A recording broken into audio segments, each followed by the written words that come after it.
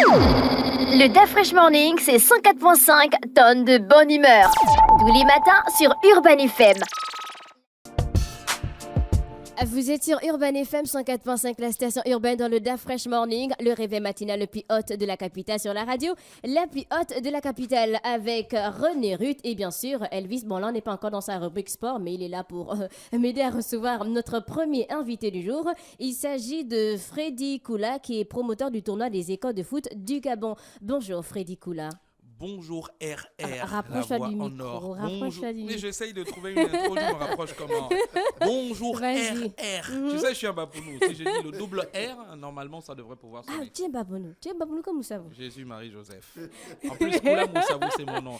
Bonjour René Ruth, je suis content de te retrouver, toi, et surtout aux manettes, en remplacement de Dafresh. Je trouve et je considère que tu le mérites amplement et j'espère que tu le prends comme une promotion. Tu as Parce que tu es une commencé. personne extra. C'est vrai, tu es plein de talent.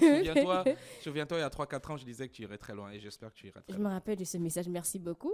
Avant de parler du tournoi national des écoles de foot du Gabon, Freddy Koula, je profite parce que tu es présent. J'ai écouté 3 milliards championnat de foot. Je me dis que mais qu'est-ce qui se passe? 3 milliards, on peut construire les écoles avec vous. Demandez ça pour le foot. En tant que, Attends, oui, non, j'aimerais En tant que président des rebondir. En tant que président des clubs, 3 milliards de dettes, le championnat n'a toujours pas démarré. Quel est le point de vue du président d'Akanda FC? Atlético Akanda. Atlético Parce que là, Akanda. tu vas me créer des problèmes avec monsieur Gassita. Son Atlético club. Akanda, oui, c'est vrai Et son club. qu'on a Ah, tendance ouais. toujours à mélanger Atlético C'est toi qui Akanda. mélanges, c'est pas tout Ouais. le monde. Bah, ça tombe bien parce que je suis, entre autres, représentant des clubs féminins de première division. Parce que, comme vous le savez, l'an dernier, l'État gabonais, le ministère des Sports, a réussi à mettre en place la Ligue nationale féminine. Et c'est vrai que la question de l'arrêt du championnat déjà avait posé problème l'an dernier. Il y avait eu des budgets qui avaient été alloués. Le ministre des Sports de l'époque avait donné des garanties, souvenez-vous, juste au mois de février, que les championnats iraient à terme. Il y avait eu entre autres des matchs des Panthères et tout ça. Et puis, les mois se sont enchaînés. À la fin, les clubs n'ont pas reçu leur dû. D'abord, les clubs féminins qui étaient pour la première fois dans un championnat professionnel avaient réclamé leur argent entre guillemets parce que c'était une subvention. On subventionnait un championnat qui était un championnat débutant. Et pareil pour les clubs masculins, ils n'avaient pas reçu la deuxième tranche de leur somme due par l'État. Ce qui est intéressant à comprendre aujourd'hui, c'est que quand on dit aujourd'hui, on parle de 3 milliards, c'est de gros chiffres sur le plan local, mais 3 milliards pour le football, 3 milliards pour les sportifs, pour un peu plus de 1500 personnes actives autour des championnats masculins et féminins. C'est peu de choses parce que, comme vous le savez, l'État gabonais a considéré depuis plus d'une quinzaine d'années que le football n'était pas forcément une fonction régalienne, mais était un secteur important pour son épanouissement, pour sa communication internationale et aussi pour le développement d'une frange de la jeunesse. Et quand on a 1500 personnes qui vivent, qui subsistent grâce au football, l'État a trouvé normal de subventionner ou d'aider sur un certain nombre d'années ces clubs-là et surtout ces championnats-là à Comment est-ce qu'on peut survivre. trouver 3 milliards là? La question, ce n'est pas comment est-ce qu'on peut trouver 3 milliards. La question est où sont passés les 3 milliards de francs CFA qui étaient, entre guillemets, inclus dans le budget de l'État en 2022. Donc ça, c'est la vraie question. Est-ce que c'est à la depuis fin, 2022 ou 2019? Quand je dis 2022, c'est que les budgets de l'État pour 2023 sont votés. Oui. Là, vous avez vu la semaine dernière, les gens sont défilés à l'Assemblée, sont votés en 2022, en fin 2022. Donc, j'ai le souvenir qu'en fin 2022, le budget du ministère des Sports était à peu près à 64 milliards de francs CFA. Et dans les 64 milliards de francs CFA, il y avait naturellement inclus dans ce budget de l'État le championnat masculin de football, le championnat féminin de football, y compris toutes les autres compétitions sportives qui n'ont pas aussi démarré, que ce soit la Ligue nationale de basket ou la Ligue de handball, y compris également les matchs des Panthères qui, eux, sont régulièrement financés. Donc 3 milliards de francs CFA, ce que vous avez vu dans les médias, ça équivaut à quoi? Ça équivaut à une dette qui est bien plus antérieure que la saison dernière. Oui. Vous savez, le championnat avait été lancé de façon professionnelle dans les années 2012 et puis pendant 5 ans, l'État avait pris la responsabilité et la garantie. D'ailleurs, le projet était piloté à l'époque par M. Liban Soleiman, était piloté à l'époque par Séraphin Mundunga qui avait lancé le programme avec les Espagnols.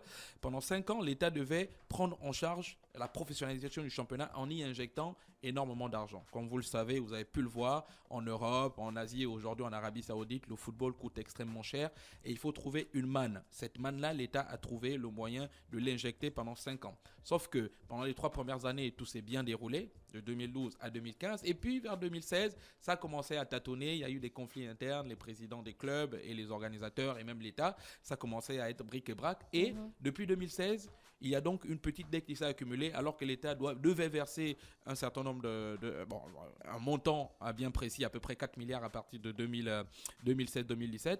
L'État a commencé à ne plus verser régulièrement de l'argent et donc il y a eu une accumulation de la dette. Une dette qui est liée d'abord à l'organisation du championnat. Ce n'est pas les clubs, parce que je vois que beaucoup de gens tombent sur les clubs. C'est d'abord lié à l'organisation des championnats. Le championnat de D1 masculin, le championnat de D2 d'abord. Et jusqu'à l'année dernière, il y a eu également donc, l'ajout du championnat national de D1 féminin. Donc 3 milliards et quelques, c'est le montant de la dette de la saison dernière que Franck Guéma n'a pas réussi à épurer. Et on cumule cela avec les dettes de 2016, 2017 et 2018 réclamées et vraiment à raison par l'association des footballeurs. 3 milliards et demi, ce n'est pas beaucoup parce que je voulais faire comprendre aux gens que si on fait un parallèle, encore une fois, c'est important de rappeler le nombre de gens qui sont grosso modo pris en charge. Un peu plus de 1500 personnes si on ajoute les éducateurs. Mais si on ajoute évidemment tout ce qui est aspect sanitaire, si on rajoute aussi les prestataires autour de la Ligue nationale de foot, le football gabonais, les championnats, financés certes par l'État depuis quelques années, arrivent à nourrir un peu plus de 2000-3000 personnes. Ce qui est, à contrario, si on fait la comparaison avec la sélection nationale, qui, elle, coûte par match, si un match des Panthères coûte en moyenne 1 milliard de francs CFA. Je prends un exemple simple. Les 2 matchs derniers des Panthères de Gabon ont coûté un peu plus de 2 milliards parce qu'on inclut la location de l'avion, les primes, etc., etc. Donc, si on arrive à investir pour 23 bonhommes ou 30 personnes à peu près, parce que c'est la délégation, 2 milliards de francs CFA, je trouve qu'il y a forcément une incompatibilité à ne pas subventionner en même temps, un les championnat Gabonais de attendent aussi 1500 les personnes. résultats. Mais bon, on va revenir dessus. On est là pour parler de la première édition du tournoi national des écoles de foot du Gabon organisée par Freddy Kola. Par K Consulting, dont je suis l'administrateur. Et vous le savez, on avait organisé Urban FM, champion du tournoi des médias, 2e édition du tournoi des médias il y a quelques mois. Et là, on lance la première édition du tournoi des écoles de foot du Gabon.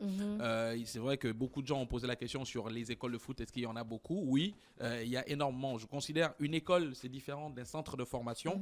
Les centres de formation, les gens confondent la terminologie. Les centres de formation, ce sont ceux qui hébergent les joueurs, qui les nourrissent, qui les envoient à l'école. Or, les écoles de foot, c'est comme l'école de Batavia, c'est comme l'école à Moabi. Est-ce que tu as répertorié les écoles de foot du Gabon? Je n'ai pas répertorié. Le tournoi des écoles de foot est une plateforme pour pouvoir ensuite les répertorier. Donc, on a lancé... Donc, il y a eu des invitations qui ont été envoyées. Exact. Donc, on a lancé la communication en nous adressant principalement aux éducateurs que l'on connaissait en disant véhiculer la nouvelle. Il y a pour la première fois un tournoi des jeunes des écoles de foot pour les formateurs, pour ceux qui s'engagent dans le développement du football des jeunes. Et ces éducateurs-là, certains se sont manifestés. On a fait des invitations. À la base, on avait un tournoi de 16 équipes avec 4 poules évidemment. Mais on a vu qu'il y avait un engouement extraordinaire. Pendant une semaine, il y a eu une rafale de demandes. On a eu à peu près 36. Moi, j'étais étonné d'avoir à peu près 36 demandes d'inscription. Malheureusement, on est obligé. Là, on a rajouté 4 équipes donc, pour faire un tournoi à 20. Ça sera donc le 30 décembre au stade de Nzengayon. Et c'est dans quelle catégorie? Les cadets, les minimes ou les plus jeunes? Bonne question. Du coup, ce sont les minimes parce qu'on a choisi la catégorie de moins de 13 ans. Donc, en fait, c'est plus les U13. des 12 ans. C'est ça, les U13. C'est ça. U, quand vous entendez U13, ça veut dire moins under. Etc. Donc, moins de 13 ans. Pourquoi on a choisi les moins de 13 ans? Donc, ça veut dire les gamins qui ont 12 ans, 11 ans, 10 ans, 9 ans peuvent jouer dans des équipes constituées. Pourquoi on a choisi cette catégorie-là? Parce que c'est un peu pour les encadreurs. C'est cette catégorie-là qui n'a pas suffisamment d'espace d'expression. Parce que comme vous le savez, on est dans un pays où la formation pendant des années, et là peut-être on va embrayer sur les objectifs, pendant des années, ou depuis des années, la formation des jeunes, la formation des encadreurs a été mise de côté et il n'y a pas eu suffisamment d'investissement autour et surtout il n'y a pas eu suffisamment de compétition pour les jeunes qui s'entraînent et surtout pour les encadreurs qui mettent leur argent et leur énergie. Donc ce tournoi des écoles de foot, c'est un moyen d'expression premièrement pour les jeunes qui ont moins de 13 ans. Donc vous aurez le 30 décembre au stade de Nzangayong la meilleure crème des jeunes footballeurs du Grand Libreville et de Lambaréné, parce qu'on a un club de Lambaréné qui vient, le stade Migovin qui a son école de foot qu'on appelle Makai Mangol. Ils viendront en bus et tout ça. On verra la meilleure crème de ces jeunes-là qui, pour la plupart, sont d'un extrême talent parfois qui peut être fascinant. Je suis tombé amoureux de ce football des jeunes. L'objectif de ce tournoi étant de mettre en valeur ces talents-là et ensuite de les répertorier. Donc, est-ce que tu t'es dit, voilà, justement, je me suis dit, est-ce que tu t'es dit, en organisant par exemple ce tournoi, on aura des recruteurs qui vont peut-être dénicher la perle rare? En fait, quand on a moins de 13 ans, Oui. on ne parle pas de recrutement, Non, sauf pour dans des pays développés comme L'Europe, l'Espagne. comme les continents, Ouais, c'est ça, comme en l'Europe. fait, comme l'Espagne ou l'Angleterre, où La très France. rapidement on arrive d'un détecter. pays à un autre, détecter un jeune et puis on invite la famille à vivre dans le pays en question, ce que Barcelone fait avec quelques talents, le Real également.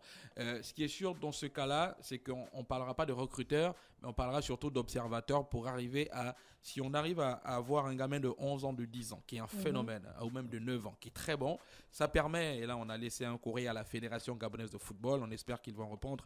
On a invité également le directeur technique national, qui est en fait Parce que c'est aussi un peu son rôle aussi, C'est ça. évidemment. de regarder, de détecter, et ça leur permettra pendant ce tournoi, et nous aussi on va faire le même travail technique, de détecter, de regarder, de faire des fiches sur les gamins qui sont au-dessus du lot, qui ont des profils de potentiels joueurs entre guillemets professionnels, et on essaye à chaque fois d'évaluer la valeur du gamin et surtout sa qualité, ses qualités techniques, les qualités intrinsèques, parce qu'un footballeur ne se développe pas uniquement techniquement, et donc après on créera une sorte de fichier de suivi d'année en année, parce que ce que l'on voudrait, c'est que ce tournoi-là, pour parler de recrutement, devienne un tournoi référence en Afrique centrale et notamment au Gabon d'abord pour les premières années. Et donc pour cette première édition, on a voulu vraiment le faire en tournoi 6, donc en une journée. On espère que l'année prochaine, on va pouvoir le faire en une semaine, ce qui permettra d'un côté d'avoir un plus grand nombre de clubs qui participent et d'un autre côté d'avoir un plus grand nombre de gamins qui participent à ces moments de détection. Qui peut participer? Est-ce que les clubs amateurs de la ville, par exemple, peuvent participer, les clubs du quartier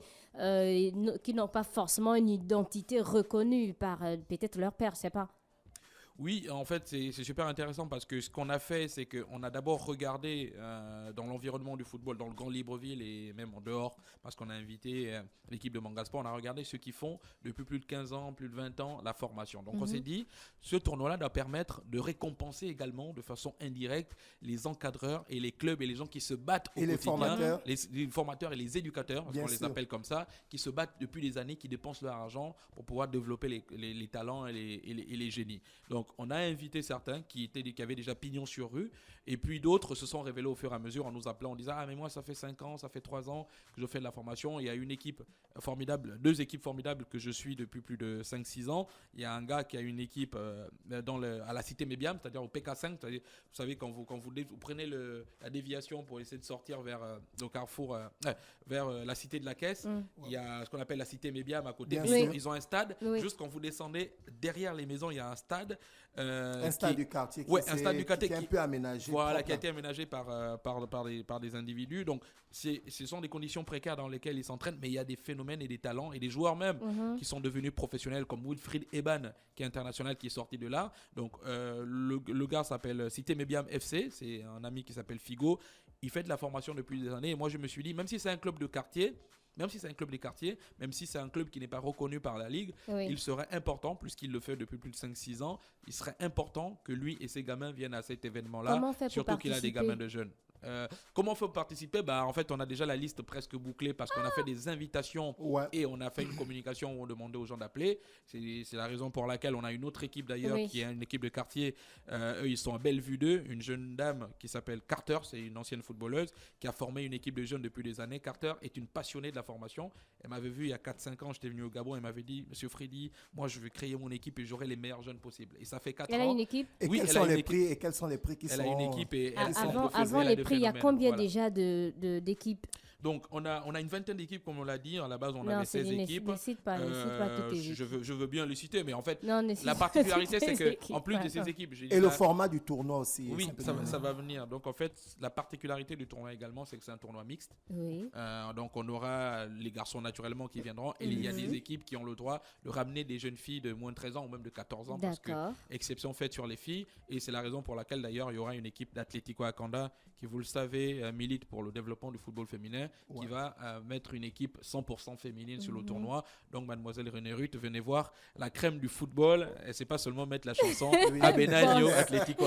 Et le Donc, format, on a 20 équipes au le total. format, Donc, le format, c'est un tournoi sixte, c'est-à-dire c'est toute la journée. On va diviser le stade de Zengayong en 4 tournois, comme on avait fait sur le tournoi des médias. Ouais. Ça va permettre d'avoir 4 petits terrains. Donc, on va créer, puisqu'on a 20 équipes, on va créer 4 poules, et ce qui permettra en tout cas aux équipes des poules de s'affronter. Et ensuite, on aura les quarts de finale, les demi et les finales. Et pour parler des récompenses, vous savez, dans les tournois des jeunes, c'est un peu comme les Jeux Olympiques, la question est beaucoup plus symbolique que monétaire. Tout à fait. Donc, l'important, et là, je parle avec les éducateurs souvent, ils disent le plus important, c'est d'abord l'exposition qu'on va donner aux gamins, leur permettre de jouer, parce que vous savez, quand le gamin a 12 ans, 13 ans, 11 ans, 10 ans, 9 ans, etc., il ne vient pas seul. Le jour du tournoi, il vient avec son parent, parfois des parents qui n'ont jamais vu les gamins jouer en match officiel. Donc ça, c'est une compétition qui permettra en fait aux parents de voir si les enfants sont bons, c'est pas seulement porter les belles bottines. Et ensuite, derrière, ça permettra d'avoir une exposition médiatique aussi, certainement pour les clubs qui participent, les clubs qui ne sont pas connus, et aussi pour les encadreurs qui ont besoin de se faire connaître un peu plus.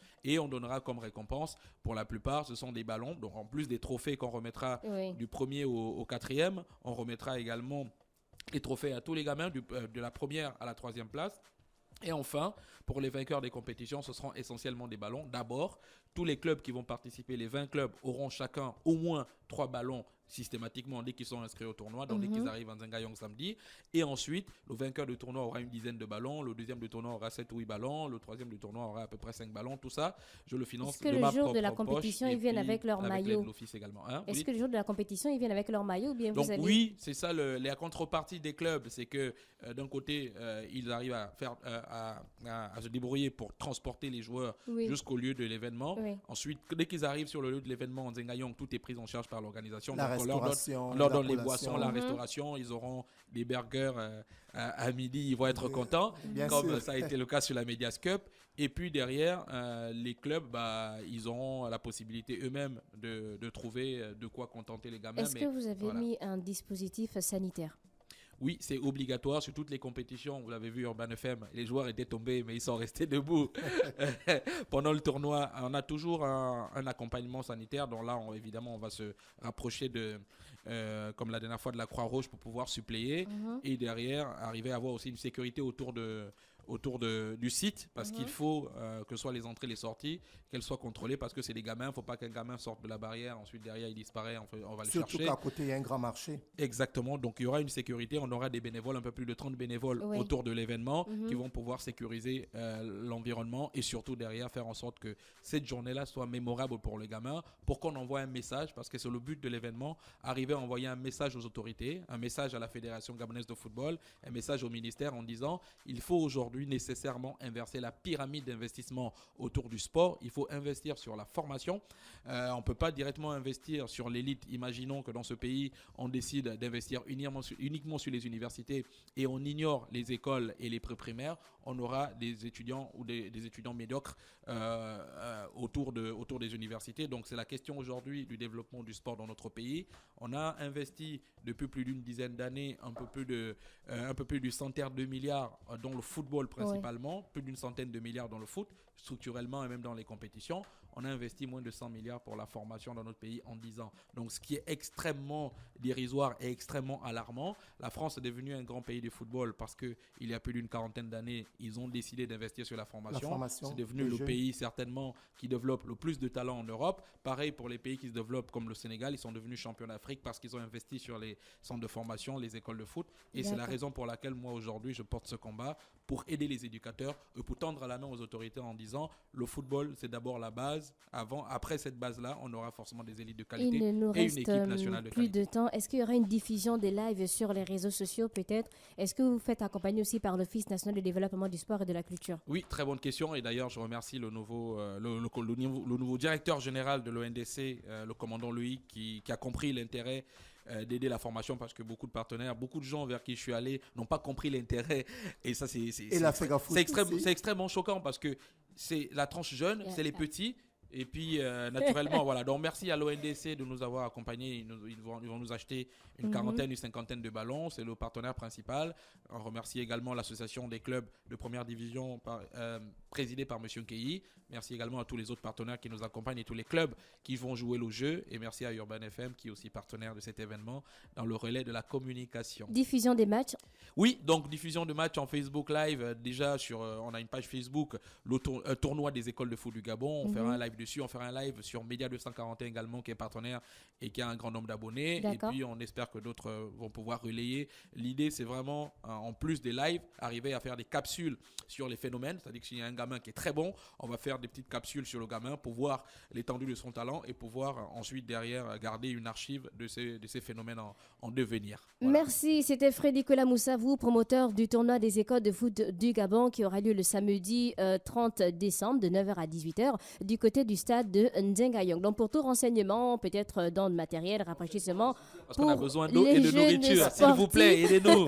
Vous pouvez contacter le 066 06 52 75 066 06 52 75 ou encore le 077 64 32 30 077 64 32 30. Retrouvez ça en interview sur la chaîne YouTube de la radio Urban FM 104.5, la station urbaine. Enfin, tour en musique et on se retrouve avec notre prochain invité. Le DAF Fresh Morning, c'est 104.5 tonnes de bonne humeur. Tous les matins sur Urban FM.